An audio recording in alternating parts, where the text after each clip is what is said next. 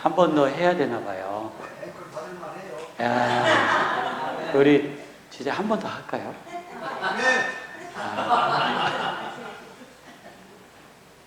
네, 다음 주에는 두 곡을 준비하신대요. 네. 하나님께서는요, 성도님들을 구별하셨습니다. 구별해 놓으신 거예요. 그리고 성도님들을 만나시기를 원하시죠. 하나님께서 성도님을 만날 수 있는 주 목적, 그리고 원하시는 것은 바로 성도님들을 사랑하시기 때문입니다. 그 이상 그 이유도 없어요. 그 하나님의 무한하신 사랑의 목적이 있는데, 그것은 성도님들로 하여금 거룩하게 하시려는 목적이 있습니다. 이 거룩은요, 하나님이 우리에게 주시는 복입니다. 저는 성도님들께서 앞으로 살아가는 모든 삶 위에 하나님의 거룩하신 복을 누리시기를 원합니다. 우리 함께 이 복을 선언하도록 하겠습니다. 하나님, 저를 복되고 복되며 복되게 하옵소서. 하나님, 저의 생각을 복되게 하시고 몸을 복되게 하시며 마음을 복되게 하옵소서. 하나님, 저의 자녀를 복되고 복되며 복되게 하옵소서. 하나님께서는요, 구별된 하나님의 거룩한 백성들을 통해 세상을 번창해 오셨습니다. 계속 번영해 왔다라는 거예요. 그냥 우리들이 사회적 통계로 보면 그런가 보다 하지만, 오늘 성도님들의 기도를 통해 대한민국을 하나님께서 지켜주심을 믿으시기를 바랍니다. 하나님께서는요, 우리의 기도에 귀 기울이고 계시는 거예요. 그리고 구별하셨어요. 그리고 거룩하게 하셨어요. 거룩하게 한 주의 백성을 하나님은요, 항상 번성케 하시기를 원하십니다. 우리 이 말씀을 믿고 함께 두 손을 불끈 쥐고 함께 선언하도록 하겠습니다. 하나님, 저로 생육하고 번성하며 이 땅에 충만하게 하옵소서. 하나님, 저의 자녀로 생육하고 번성하며 이 땅에 충만하게 하옵소서. 하나님, 중앙교회로 말씀이 생육하고 번성하며 이 땅에 충만하게 하옵소서. 아멘. 그 마우스를 요 화면에다 놓고 한 번만 클릭해 주세요. 네, 됐습니다. 제가 너무 내가 또 네, 넘어갈 겁니다. 네, 됐습니다. 안 하던 행동을 하니 자꾸 오류가 나죠. 뭐 어떻게 하겠어요. 우리 이제 다음 주까지 저희들이 워크숍 형식의 그 형식을 떼서 다음 주까지 제가 주일 오전에도 이 앞에 나와서 이렇게 말씀을 전하도록 하겠습니다. 오늘은 좀 지루할 수 있어요. 하나님의 말씀을 계속 찾아보려고 하거든요.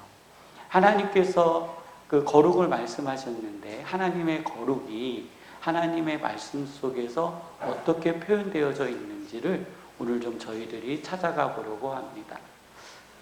지난주에 저희들이 보았던 통계입니다. 굉장히 충격적이었죠. 1094명에게 물었습니다. 이 물은 사람들은 비그리스도인들입니다. 자기 스스로 나는 종교인이 아닙니다.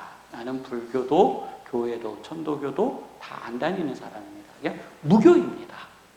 자, 이 무교인 사람들의 배경 속에 그리스도인들은 없었을까요? 있었겠죠. 1094명 중에 그래도 몇 퍼센트는 있었을 거라고요. 이들이 답을 했어요.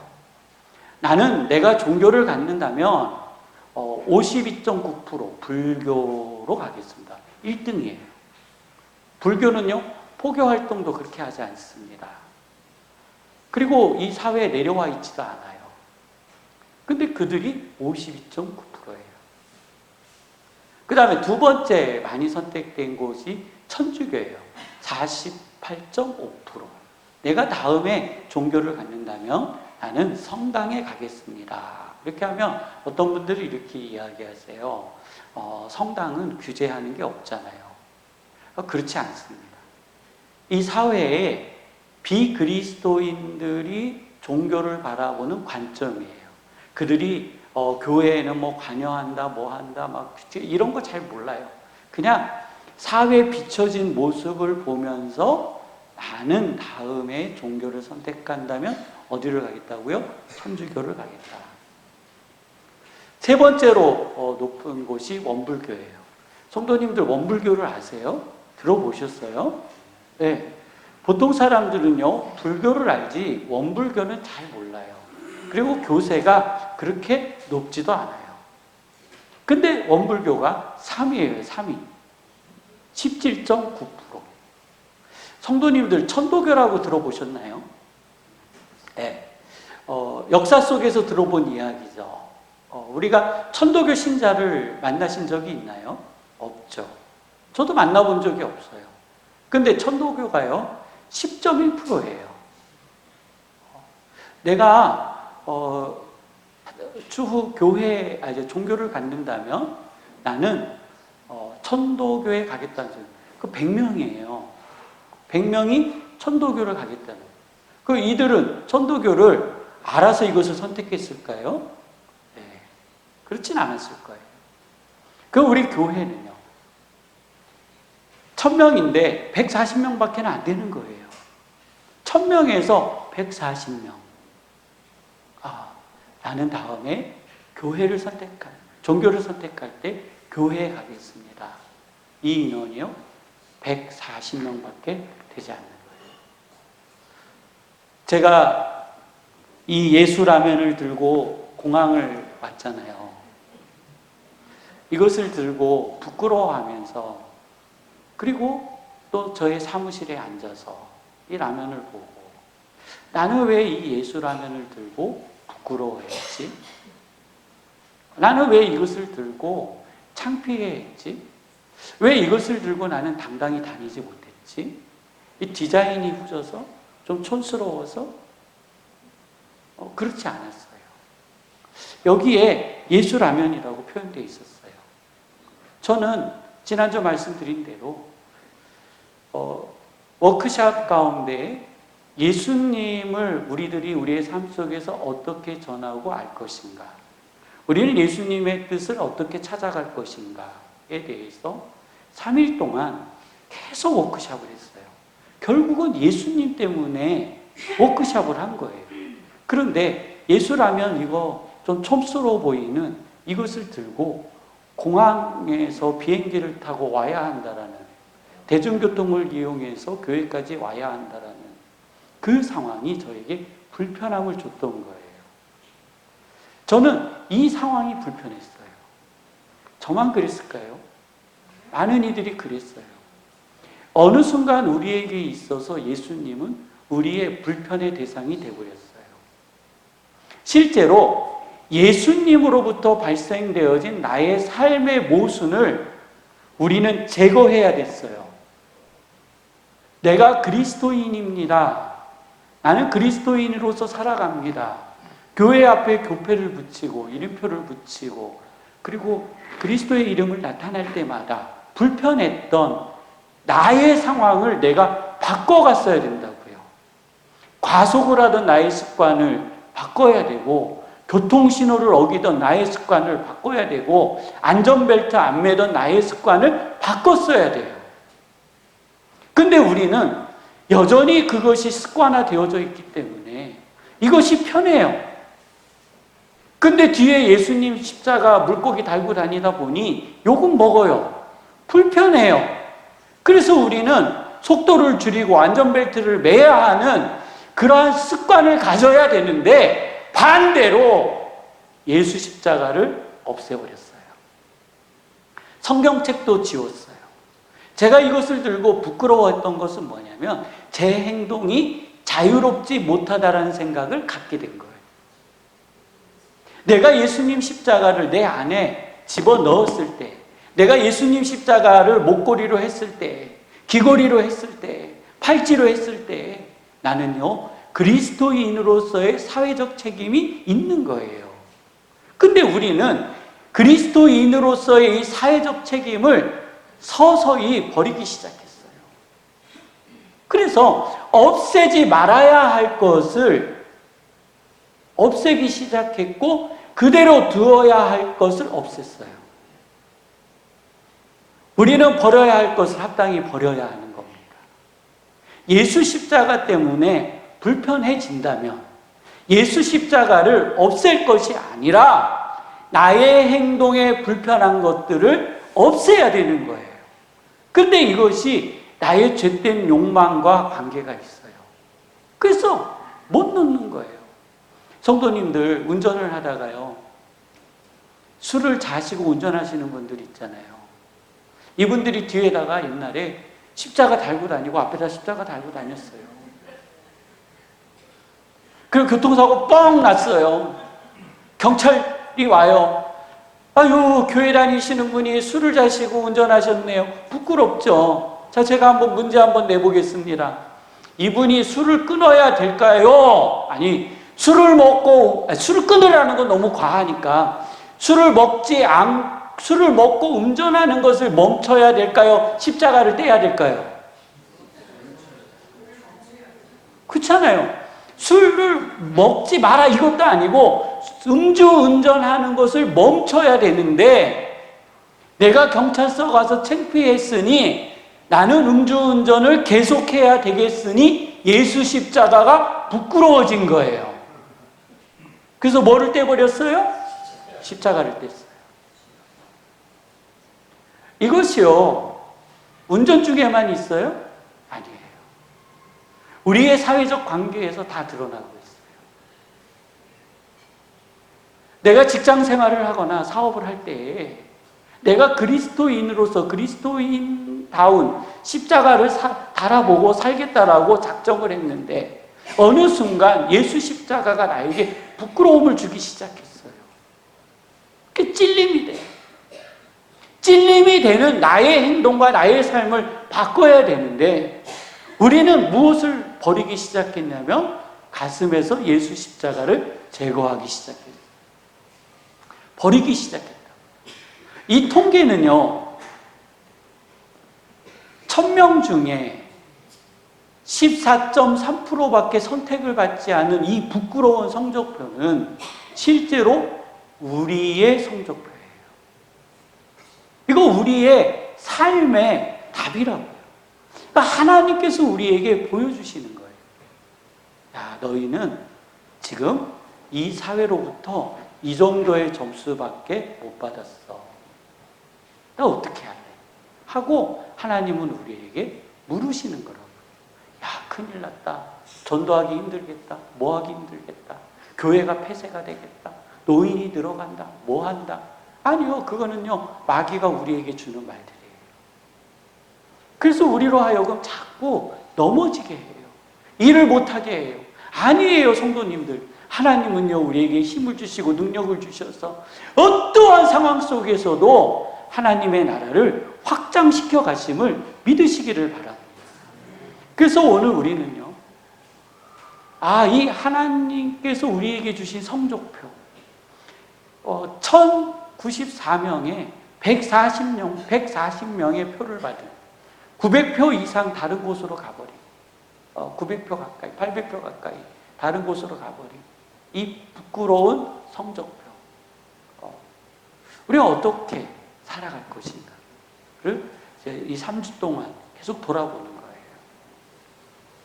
오늘은 하나님에 대한, 우리가 하나님을 거룩하신 하나님이라고 하잖아요. 그러니까 이 거룩하신 하나님이 성경에 어떻게 기록되어졌는지를 조금 찾아보려고 해요. 한번 보겠습니다. 하나님이라는 단어는 성경에 3가지 형식으로 쓰인대요. 처음에는 명사. 명사라는 건요, 국어 공부 좀 해볼게요. 우리가 국어는 했지만 이게 좀 한국 사람들은요, 영어나 외국어를 공부하자면 명사, 형용사, 동사 이거 잘 몰라요. 그냥 우리는 우리의 습관을 따라 쓰니까요. 한번 볼게요. 명사는 사물의 이름을 나타내는 품사래요. 그래서 하나님의 말씀 속에 거룩함이라는 것이 명사로 쓰일 때는 카데시, 이건 히브리어 발음이에요. 카데시라고 쓴대요. 이것은 하나님과 인간을 구별하는 상태를 나타낼 때에 성경에 기록되어져 있대요.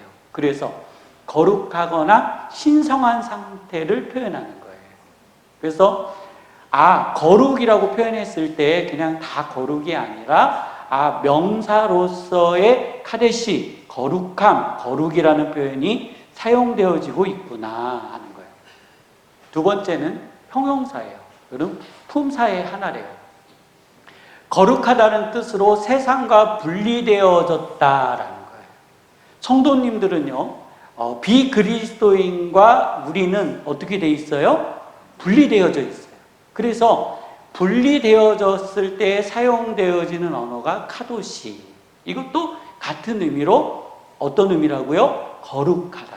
그러니까 우리들이 하나님의 말씀, 성경을 읽을 때 한국어 버전으로 읽기 때문에 이 의미들 없이 그냥 읽잖아요. 그냥 거룩하다, 거룩하다, 거룩하다, 거룩하시니 거룩하게 하라. 너희는 거룩하다. 이렇게 거룩이라는 주제를 듣기 때문에 이 히브리인들이 이렇게 구별해 놓은 의미들을 찾아내기는 사실 어려워요. 그래서 휘장처럼 하나님 이 성전의 휘장이 있잖아요. 휘장의 안과 박을 구분할 때에 이제 카도시라는 표현을 쓴대요. 또 거룩은 동사적 의미로 쓰는데 동사는 사람이나 사물의 동작, 작용을 나타내는 품사래요. 저는 믿음은 움직이는 거예요. 믿음은요, 움직여야 돼요. 그래서 저는 믿음은 동사다라는 말을 해요. 믿음은 뭐라고요? 동사다. 행함이 없는 믿음은, 동사가 없는 믿음은 죽은 믿음이라고 하나님은 말씀하셨어요.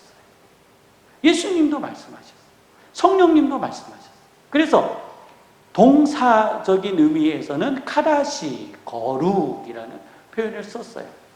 어떤 대상을 특별한 목적을 위해 따로 떼어놓거나 거룩하게 하는 동작을 일컬을 때에 카다시라는 표현을 썼대요. 이것이 하나님의 말씀 속에 거룩이라는 표현, 단어가 이렇게 다양한 방식으로 쓰여졌다라는 것을 저희들이 좀 이해하겠습니다. 자, 그러면 하나님께서는요, 하나님의 선언으로서 거룩하게 하셨어요. 그러면 하나님은 무엇을 거룩하게 하셨는지를 또 우리는 하나님의 말씀 속에서 좀 찾아봐야 돼요. 첫 번째로는요, 하나님은요, 시간을 구별하시고 거룩하게 하셨어요. 하나님께서 만물을 첫째 날로부터 여섯째 날까지 제일 마지막 창조는 누구를 하셨어요?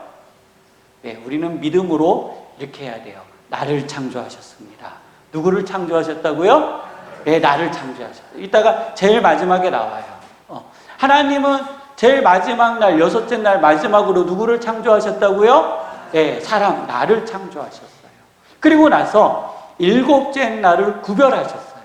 그리고 그 구별의 의미로 3절에 한번 노란 글씨 읽어볼까요? 시작. 예, 일곱째 날을 어떻게 하셨다고요?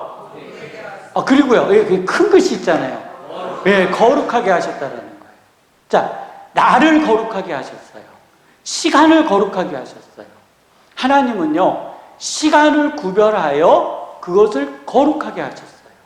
오늘 우리들이 예배하는 이 시간은 구별되어져 거룩한 시간임을 믿으시기를 바랍니다. 그래서 우리는 주일을요, 무슨 날이라고 그래요? 거룩한 날이라고 그래요. 그래서 주일날은 거룩해야 되니까 싸우고 싶지만 어떻게 해야 돼요? 안 싸워요. 우리는 그냥 실천하고 있었어요. 내가 욕하고 싶고, 막 제끼고 싶은데, 그래도, 주일날은 거룩하니까, 그래도 뭐 하자고요? 참아보자. 하나님은요, 무엇을 구별하셨다고요? 예, 시간, 날을 거룩하게 구별하셨다. 두 번째, 하나님은요, 장소를 구별하셨어요. 하나님께서 모세를 불러주실 때 시내산으로 불러주셨어요. 그리고 모세가 뭐죠? 가시떨기 나무에 불이 붙었는데 그 나무가 없어지지 않는 거예요. 가시떨기 나무가 무슨 장작처럼 큰 나무가 아니에요. 그냥 풀 같은 나무예요. 그래서 불이 붙으면 후루룩 타버리는 거예요. 금방 타버려야 되는데 이 불은 붙었는데 나무가 타지 않는 신비한 광경을 하나님께서 모세에게 보여주셨어요. 이것은요, 모세로 하여금 오라는 말씀이에요. 오라는 말씀. 다른 사람에게는 안 보이고 이때도 믿음으로 고백하는 거예요. 내 눈에만 보입니다. 해보겠습니다. 하나님께서 신비하게 가시떨기 나무에 불을 붙여주셨는데 누구에게 보이시려고요? 내 나에게 보시려고요. 이거 누구만 보여야 돼요? 내 나만 보이는 거예요. 모세 외에는 못 보는 거예요. 모세의 80년 인생에서 이러한 광경은 처음 보는 거예요. 가까이 갔죠. 그랬더니 하나님께서 5절 노랗게 써놓은 말씀 해놓은 거 이렇게 표시하는 거 같이 한번 읽어보겠습니다. 시작. 자, 무엇을 구별하셨어요? 땅을 구별하셨어요. 땅을. 장소를 구별하셨다. 아, 하나님께서는 땅을 구별하셨구나. 그리고 구별하셔서 그것을 어떻게 하셨다고요? 거룩하다 하셨어요. 이것은 하나님의 선언이에요. 하나님의 선언. 하나님께서 장소를 구별하여 거룩하다 하셨어요. 하나님께서는 이 주의전을 구별하시고 이 땅을 어떻게 하셨어요? 거룩하다 하셨어요. 그래서 우리는 하나님의 전으로 쓰였던 땅, 이것이 인간에 의하여 하나님의 거룩성이 없는 행위가 일어날 때에 우리는요, 불편해지는 거예요. 이 불편해지는 것은 우리가 불편한 게 아니라 하나님이 불편하신 거예요. 하나님은요, 장소를 구별하여 어떻게 하셨다고요? 거룩하게 하셨다. 세 번째는요, 하나님은요, 생명을 거룩하게 하셨어요. 이스라엘 백성이 출애굽할 때 하나님께서 애굽의 장자들을 다 치셨잖아요. 그래서 모든 생명에, 애굽에 있는 모든 생명의 첫 번째 것을 치셨다고요. 그러시면서 하나님이 그러시는 거예요. 2절 한번 노란 거 한번 같이 읽어보겠습니다. 시작. 사람이나 짐승을 막론하고 태에서 처음 난 모든 것은 다 거룩히 구별하여 내게 돌리라. 네, 여기에는요, 사람이 아니라 생명이에요. 생명. 그러니까 우리는 나를 거룩하게 하셨다 이런 건 아니에요. 하나님은 모든 생명을 구별하시고 거룩하게 하셨어요. 그래서 이스라엘 백성이 하나님 아버지 앞에 예물을 드리잖아요. 근데 그 예물은 생명이에요. 생명. 생명을 잡아 하나님께 태워 드리는 거예요. 그 생명을 하나님이 어떻게 하신다고요? 구별하여 거룩하게 하셨다. 하나님은 생명들을 구별하여 어떻게 하셨다고요? 거룩하게 하셨구나 하는 거예요.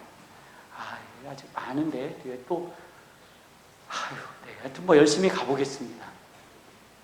하나님은요, 물건을 또 구별하셔서 거룩하게 하셨어요.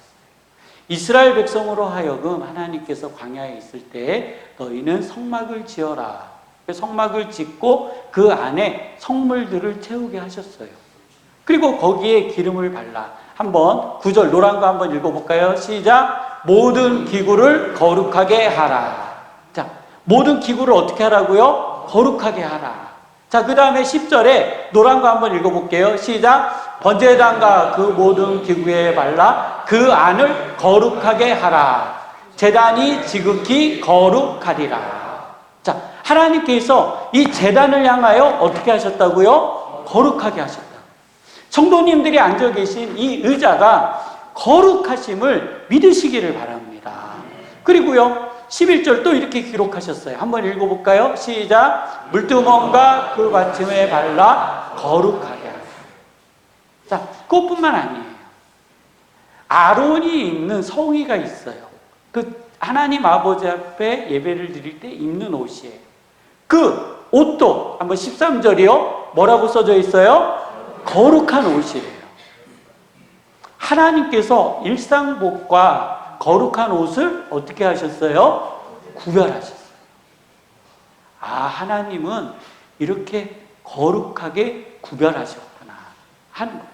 이거는 하나님께서 세상을 향하여 선언하신 거예요. 자, 그러면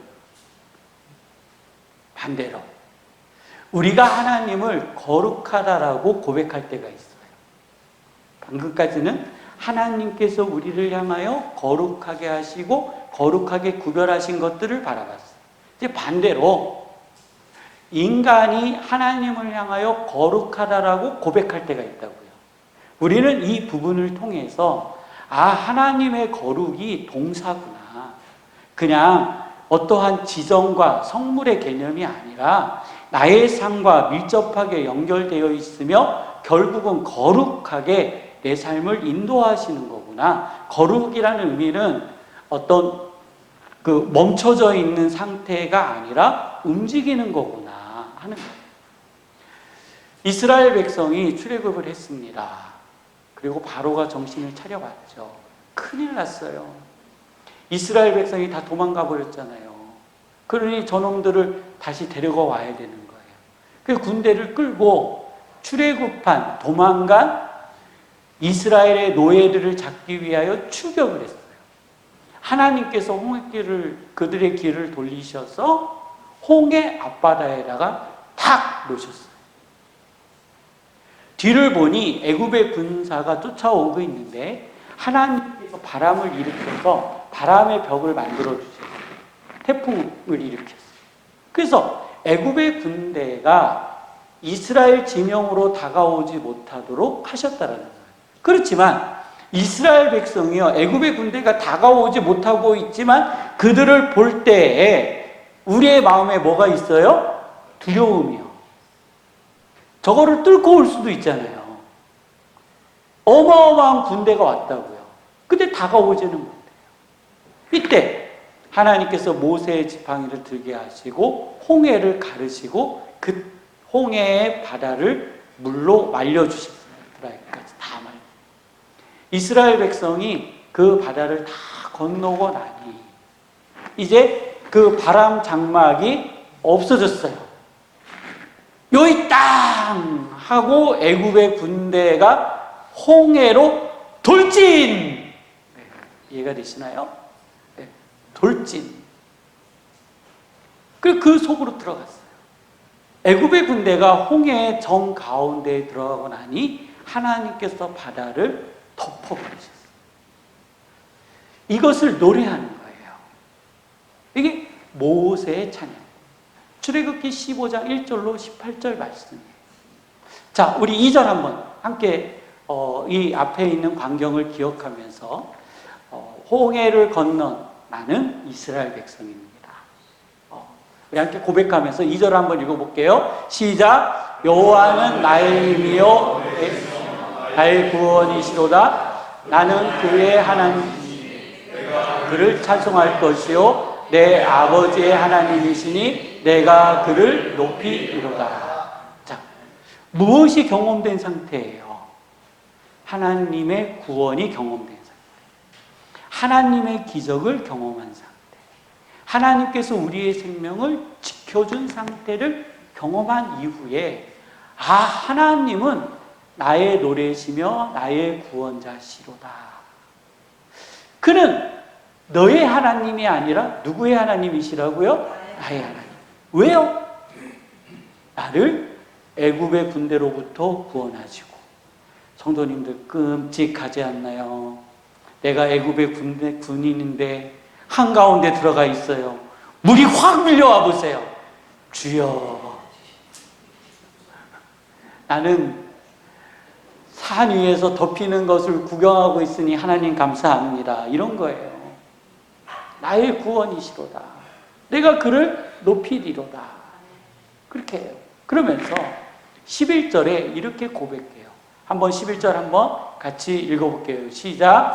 여호와여, 신중에 주와 같은 자가 누구이니까? 주와 같이 거룩함으로 영광스러우며 찬송할 만한 위엄이 있으며 기여할 일을 행하는 자가 누구이니까? 자, 이스라엘 백성은 죽음으로부터의 구원을 받았어요. 그들이 고백하는 하나님은 어떤 하나님이에요? 거룩한 하나님.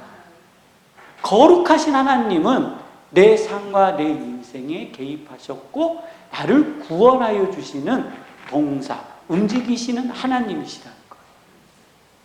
이것이 고난을 당하고 구원을 받은 이스라엘 백성의 고백이에요. 그냥 하나님의 거룩함은 우리가 찬송 가운데 영광, 하나님의 영이 쫙 임재해가지고 내 가슴이 뜨끈뜨끈하고 막 그럴 때 이 수준이 아니라는 거예요. 성도님들의 삶을 하나님께서 주도적으로 인도하고 계시고 안내하고 계심을 믿으시기를 바랍니다. 이것 때문에 모세가 가나안 땅에 들어가지 못했어요. 성도님들, 광야에 있는 이스라엘 백성에게 가장 큰 문제는 물이에요. 물이 없으면 그들은 죽어요. 먹을 물이 없어요. 그래서 모세에게 와서 물을 달라 막 데모해요. 우리는 다시 애굽으로 돌아갈 거다 막 화를 내고 짜증을 내요. 이때도 모세가 굉장히 힘들고 스트레스를 많이 받았나 봐요. 하나님께서 모세를 부르시고, 야, 너에게 지팡이가 있지 않냐? 그 지팡이로 반석을 때리라. 그러면 물이 나오리라. 아멘 하고 갔어요. 근데 모세가 내가 너희에게 물을 내랴 하고 성질을 내면서 지팡이를 2번 땅땅 때려버렸어요. 그랬더니 반석에서 뭐가 나왔어요? 물이 나왔어요. 하나님이 이 모습을 보시는 거예요. 자, 물은 모세가 지팡이로 반석을 때렸기 때문에 나왔을까요? 하나님께서 주신 걸까요? 그렇죠. 그러면 모세는 누구의 거룩함을 드러내야 돼요? 지금 그 거룩함을 드러내야 되는 순간에 모세는 뭐 하고 있어요? 예, 자신의 감정을 주체하고 있지 못한 거예요. 이해하죠? 이해합니다. 저라도 그랬을 것 같아요. 얼마나 화가 났겠어요. 자, 근데요, 보세요. 12절에 모세 아론에게 이렇게 말씀하세요. 우리 노란 거 한번 읽어볼까요? 시작. 너희가 나를 믿지 아니하고 이스라엘 자손의 중에서 내 거룩함을 나타내지 아니하므로. 자, 그러면요, 여기에서 하나님의 거룩함이라는 건 뭘까요? 하나님께서 지금 모세에게 너는 내 거룩함을 드러내지 않았다라고 하시잖아요. 이 거룩함은 뭐예요? 그렇죠? 이 물을 누가 주셨다? 하나님 주셨다. 그게 하나님의 거룩함이에요. 너희들이 하나님 나를 믿지 않고 이 거룩한 물, 이 모든 기적을 다 가려버렸다는 거예요. 그래서 마치 네가 방망이 2번 두들겨가지고 물 나온 것처럼 이렇게 만들어버렸다는 거예요. 우리 13절 마지막 노란 줄 한번 읽어볼까요? 시작. 네, 하나님께서 이들에게 나타내신 거룩함이 뭐예요? 물을 주신 거예요. 이들의 문제를 해결해 주신 거예요. 그래서 거룩한 거예요. 우리는 거룩한 하나님을 고백할 때에 우리의 문제를 해결하여 주신 하나님을 고백하는 거예요. 저는 성도님들의 삶 가운데 이 거룩하신 하나님을 높여드리는 삶이 있기를 주님의 이름으로 축원합니다. 또 볼게요. 이거는 사람들이 하나님을 거룩하다라고 표현할 때 나오는 내용들이에요. 한나는요, 아기를 출산하지 못했어요. 그래서 그 자신의 이제 그 한 가정에 살고 일부 다처 사회니까 그 한 여인, 그 같이 사는 여인으로부터 고난을 당합니다. 그래서 아기를 낳지 못하는 것에 대한 아픔과 고통이 있었어요. 그래서 성전에 갈 때마다 하나님께 예배하러 가는데 이 예배하러 가는 날이 죽음의 날이에요. 예배하러 가는 날이 고통받는 날이에요. 그래서 하나님께 기도해요. 하나님, 나에게 왜 이 고통을 주셨어요? 하나님, 나에게 생명을 주옵소서. 생명을 주옵소서. 기도했어요. 그랬더니 하나님께서 이 한나에게 생명을 주셨어요. 그리고 이 한나가 하나님을 찬양하는 거예요. 하나님을 찬양하는 이 한나의 기도예요. 한번 우리 1절 노란 거 한번 읽어볼까요? 시작. 내가 주의 구원으로 말미암아 기뻐함이니라. 2절에 여호와와 같이 거룩하신 이가 없으시니. 자, 한나의 구원이 뭐예요? 사무엘을 임신하고 태어나게 하신 거예요. 그리고 거룩이 뭐예요? 자신의 문제로부터 구원하여 주신 거예요. 한나는 자신의 문제를 해결해 주신 하나님을 어떻게 고백하고 있어요? 거룩하신 하나님. 우리가 거룩하신 하나님이라고 고백할 때에 나의 문제를 해결하여 주신 하나님이시구나. 하나님은 거룩하시니 누구의 문제를 해결해 주신다고요? 나의 문제를 해결해 주신다. 이제 예수님께서 이 땅에 오실 때 천사가 마리아에게 나타났어요. 35절 우리 노란 거 한번 같이 읽어볼까요? 시작. 성령이 내게 임하시고 지극히 높으신 이의 능력이 너를 덮으시니 이름으로 나실 바 거룩한 이는 하나님의 아들이라 일컬어지리라. 저기 거룩한 이는 누구예요? 예수님. 예수님이 누구시라고요? 거룩한 이시죠. 거룩한. 그리고 마리아가 이렇게 고백을 해요. 이렇게 고백. 자기에게 있어서 거룩한 하나님을 고백하는 거. 48절 노란 것만 읽어볼까요? 시작. 네, 나의 비천함을 돌보셨다. 근데 보라, 이제 후로는 만세의 나를 복이 있다 일컬을 것이다. 나는 하나님으로부터 비천함으로부터 벗어난 존재. 그래서 만민으로부터 복이 있다 일컬음을 받을 것이다. 그러면서 49절 노란 것만 한번 읽어볼까요? 시작. 예, 그 이름이 거룩하시다. 그러면 이 49절에 마리아의 거룩하신 하나님은 누구의 거룩하신 하나님이에요? 예, 자기의 비천함을 구원하신 거룩하신 하나님. 그래서 거룩하신 하나님은 말 속에 있는 것, 마음 속에 있는 하나님이 아니라 행동하시는 하나님이시죠. 우리가 거룩하신 하나님, 거룩하신 하나님, 거룩하신 하나님이라는 것은 지금 역사하고 계시는 하나님이라는 거예요. 나의 삶에 들어오셔서 역동하시는 하나님이시라는 거예요. 귀신이요? 이거는 귀신의 고백이라고 하면 안 돼요. 귀신의 말이에요. 귀신의 뭐라고요? 말이에요. 예수님께서 공생애를 시작하실 때에 귀신이 너무나도 힘들어가지고 그 예수님 앞에 나아갔어요. 그러면서 왜 이렇게 우리를 힘들게 합니까? 한번 노란 거 한번 읽어볼까요? 시작.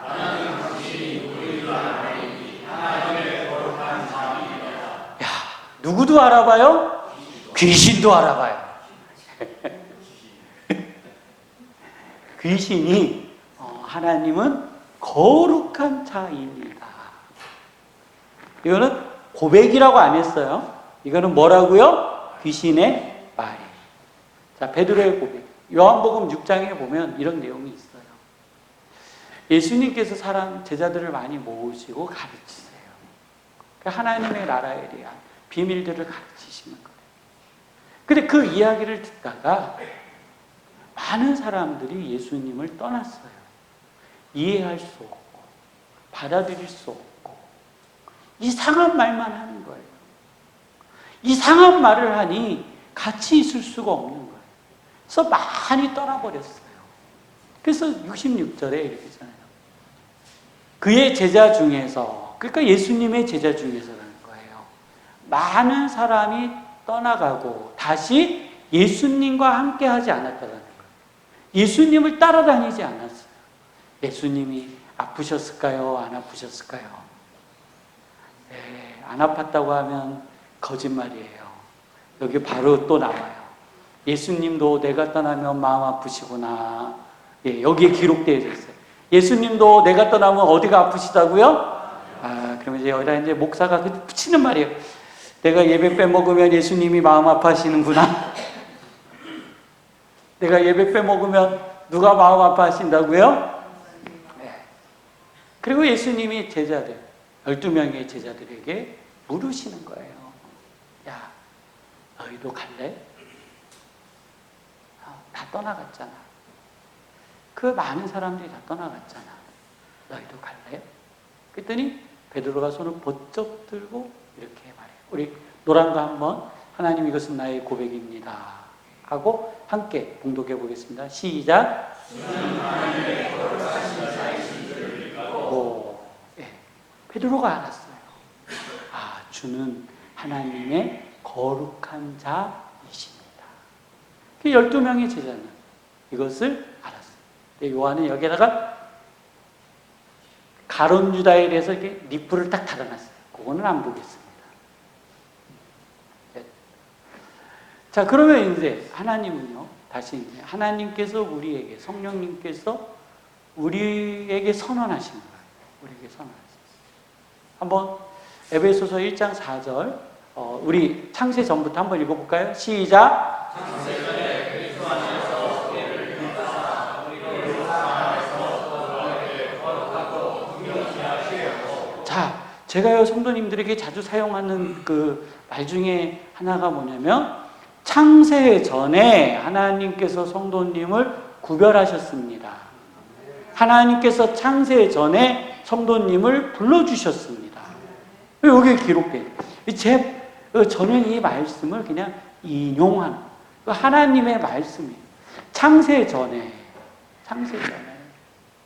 그리스도 안에서 우리를 택하셨대요.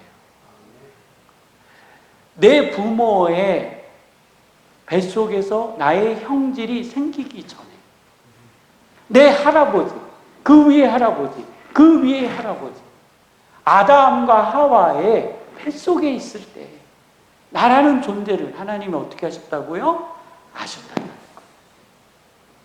하나님은 나를 언제부터? 창세 전부터 구별하여 어떻게 하셨다고요? 거룩하고 흠이 없게 하셨어요. 데살로니가 전서 4장 3절에는 한번 읽어볼까요? 시작. 하나님의 뜻은 이것이니 너희의 거룩함이라. 자, 하나님의 뜻은 거룩함이에요. 그러면 이 거룩함이라는 것이 그냥 내가 깨끗한 상태, 구별된 상태 아니라는 거예요. 무엇인가 행위가 동반되어져 있어요. 우리 안에 이 거룩함에 대한 실천적 삶이 있어야 된다라고 말씀은 저희에게 지속적으로 말씀하고 계십니다. 데살로니가 후서 2장 13절 노란 거 한번 읽어볼게요. 시작. 하나님이 처음부터 너희를 택하사 성령의 거룩하게 하시고 진리를 믿음으로 구원을 받게 하셨습니다. 자, 성령의 거룩하게 하심과 성령으로 나를 거룩하게 하셨다는 오늘 성도님은요 어떠하신 분이라고요? 거룩하신 분. 이 거룩은 그냥 어떠한 신성한 상태, 구름이 껴있고 그리고 아름다운 향이 나고 그리고 뭔가 하나님의 영이 임재되어져 있는 그러한 거룩이 아니라 이 거룩은 구체적인 거룩, 나와 함께 하시며 동행하시며 인도하시며 붙드시는 하나님을 인간은 그분을 거룩하다 하십니다. 오늘 우리가 하나님을 거룩하다라고 할 때 그 믿음의 고백이 우리 성도님들에게 있기를 주님의 이름으로 축원합니다. 그냥 이미지로서의 거룩이 아니라 내 삶을 인도하시고 붙드시고 축복하시고 그리고 하나님은 나를 세상과 구별하시고 구약에서도 나를 거룩하게 하시고 신약에서도 나를 거룩하다 하셨다는 말씀을 정리합니다. 우리는요 거룩이라고 생각했을 때 이 거룩을요 이미지로 생각했어요. 그리고 오늘 말씀 하나님의 말씀 속에서 인간은 하나님을 거룩하다라고 하였을 때에 자신의 문제를 해결하여 주셨고 자신의 문제를 인도하여 주신 하나님을 거룩하다 하셨어요. 오늘 성도님의 문제들을 해결하여 주신 하나님이심을 믿으시기를 바랍니다. 거룩하신 하나님은요, 우리의 입술과 우리의 마음에 계시는 분이 아니라 성도님들의 삶 속에서 지금 역사하고 계시는 하나님이심을 믿으시기를 바랍니다. 우리 함께 기도하실 때 하나님, 나에게 모세와 한나와 이스라엘 백성에게 거룩하신 하나님이 되셨고 신약의 베드로와 주님의 제자들에게 거룩한 하나님이 되어주셨던 것처럼 오늘 나에게도 거룩한 하나님이 되어 주옵소서. 함께 기도하도록 하시겠습니다.